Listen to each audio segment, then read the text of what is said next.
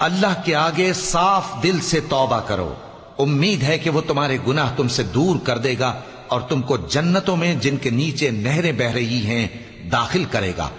उस दिन अल्लाह पैगंबर सल्लल्लाहु अलैहि वसल्लम को और उन लोगों को जो उनके साथ ईमान लाए हैं रुस्वा नहीं करेगा, बल्कि उनका नूर ईमान उनके आगे और दाहिनी तरफ रोशनी करता हुआ चल रहा होगा और वो अल्लाह से इल्तिजा करेंगे कि ऐ परवरदिगार, हमारा नूर हमारे लिए पूरा कर और हमें मुआफ फरमा।